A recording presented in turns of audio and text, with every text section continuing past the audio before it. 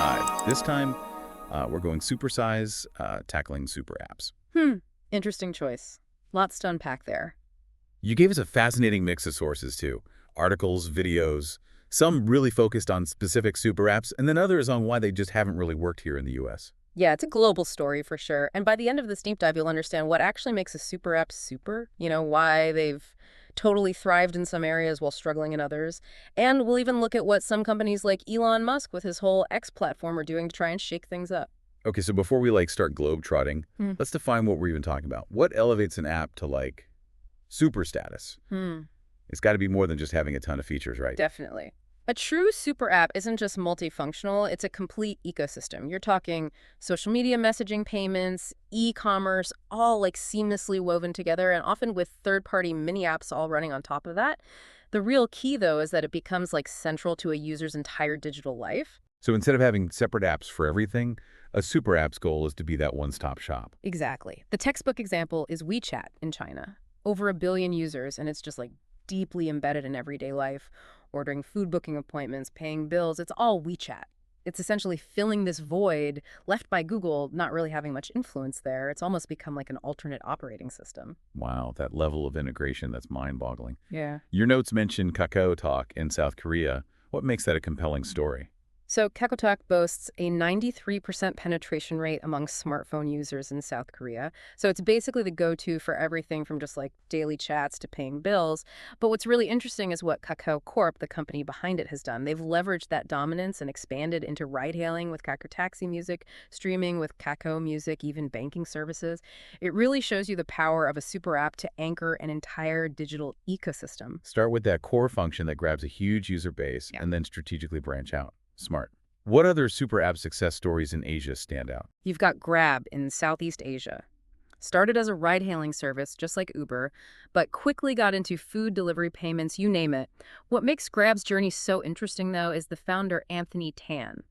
He came from a wealthy family, successful automobile business, but he wanted to chart his own path. There was a lot of skepticism and some early struggles, but he ended up outmaneuvering Uber in the whole region. Talking about tenacity. So given all this success in Asia, why haven't super apps caught on the same way here in the U.S.? Well, it's definitely more nuanced than just bad timing. There are a bunch of factors we need to consider. Asian consumers pretty much bypassed the desktop era. They embrace smartphones super fast. That mobile-first environment is perfect for super apps. Yeah, if your whole digital life is on your phone, an all-encompassing app makes sense. Exactly. And in many Asian countries, they never had an established credit card system. So they adopted digital wallets really quickly. And that integration of financial services within super apps was a key driver. WeChat Pay and Alipay are everywhere in China. So the absence of one thing actually paved the way for another. Interesting. What other factors have shaped this difference in adoption? We can't forget about the role of the government. For example, in China, there's a definite preference for homegrown companies. This has led to a less fragmented app market. And that gives apps like WeChat a huge advantage. So you've got the perfect storm for super apps in Asia, a mobile-first society, the need for digital payments, and a government that supports local companies. Makes you wonder why anyone even tries here. Right. The U.S. is a totally different ballgame. First, you have crazy competition. The market is super fragmented with these giants in every category. Amazon for e-commerce, Facebook for social, Venmo for payment. I mean, the list goes on and on. A very different landscape. What other obstacles do they face? You've got to think about consumer behavior, too. Americans are used to those specialized apps, picking the best tool for the job. They might not be so keen on putting all their digital eggs in one basket, especially with all the privacy concerns that come with one platform having all your data. Yeah, good point. I know we have some stricter regulations here in the U.S. as well, right? Definitely. We have stringent antitrust laws and financial regulations that just make it way harder for tech companies to integrate financial services the way they need to. That seamless integration is a big part of the super app model, and it's a lot more complicated here than in a lot of Asian countries. So the U.S. presents this unique set of challenges. Fierce competition, consumers who like their specialized apps, and stricter regulations. But we've got some companies still trying to make it work right. Oh, yeah, big time. Some big players are going all in, trying to reshape the landscape. Yeah. Elon Musk, with his X vision, the old Twitter, wants to build a WeChat-like super app for the U.S. He's talking payments, social media, maybe even financial services, the whole 9 yards. That's a pretty ambitious goal given everything we just talked about. What are his chances? Is it just hype, or is there something real here? It's a massive undertaking, for sure. To understand his chances, we really need to break down those challenges. Yeah. And you know what? Let's start with something that might seem small, but it's actually super important. The name X. X. How could the name be a problem for a platform with ambitions that big? It might seem kind of trivial, but X is just so generic, It doesn't really tell you anything about all the services he's envisioning. And trying to stand out in that crowded app marketplace, forget about it, and then think about the legal battles. Oh man, trying to trademark just a letter. Yeah, trying to own the letter X in the digital world? That's got to be a lawyer's dream. Right. So let's say he figures out the branding thing. What about the money? Can X even afford to build a super app? Good question. I know since he took over Twitter now, X, it's been struggling with ad revenue. Plus all that debt from the acquisition. Building a super app? That can't be cheap. Not at all. It's a super expensive endeavor. And even with all of Musk's resources, it's really unclear if they have the cash flow to pull it off. So funding is a question mark. And even if they somehow get the money we were just talking about, all those regulatory challenges here in the U.S., especially with those financial services, how is that going to impact Musk's vision for X? It's a minefield out there. The U.S. government is not messing around when it comes to tech companies getting too powerful, especially in finance. If X tries to offer banking or any other financial products, they're going to be under a microscope. It could easily be the thing that stops them dead in their tracks. Sounds like Musk has his work cut out for him. We've got Uber making moves in the super app direction too, though, right? Their strategy seems pretty different from Musk's, though. It's really interesting, actually. Uber's building on what they already have. They basically own ride-hailing and food delivery. And with that potential acquisition of Expedia, it looks like they're going after travel, too. It's a local super app strategy. Become the go-to platform for anything you need locally. So instead of trying to be the everything for everyone app, Uber's focusing on specific things and building on what they're already good at. Is that a better strategy given all the challenges we've talked about? It's got its advantages, for sure. It's Yeah. more focused, and they can use their existing infrastructure and brand recognition. I mean, people already trust them with transportation and logistics, so expanding into travel makes sense. Instead of boiling the ocean, they're heating up one pot at a time. Smart. But does a super app actually have to include everything? Shopping, social media, all of it? Or can a more focused approach still be successful? It really depends on the market you're in and who you're going after. In China, those lines are super blurry. Social media, e-commerce, payments, it's all connected. But the US is different. Consumers here don't expect everything to be on one platform. So there's no magic formula. One size fits all doesn't really apply here.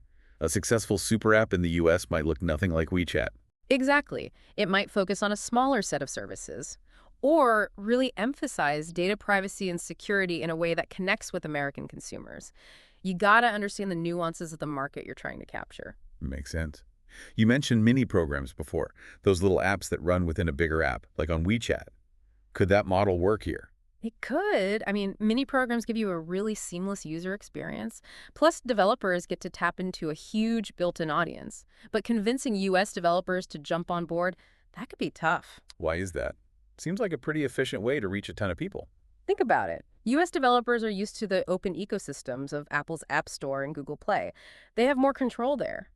Mini programs would mean working in a much more controlled environment. So finding developers to build for a super app, Yeah. that's another hurdle. Exactly. And if you don't have those killer mini programs, it's harder to get users interested. It's a chicken and egg situation. Yeah. You need the tech, the right user behavior, the market conditions, and even the government to all play nice. That's what makes building a successful super app so tricky. Like a giant puzzle where everything needs to line up perfectly. So we've got Musk going for broke Uber, taking the local route. Are there any other super app trends in the US that we should be paying attention to? There's definitely some buzz around these vertical super apps. Instead of trying to be the everything app, they focus on just one industry, like healthcare or travel. What would that look like? Yeah. Like a travel super app. Exactly. Imagine one app for everything travel related.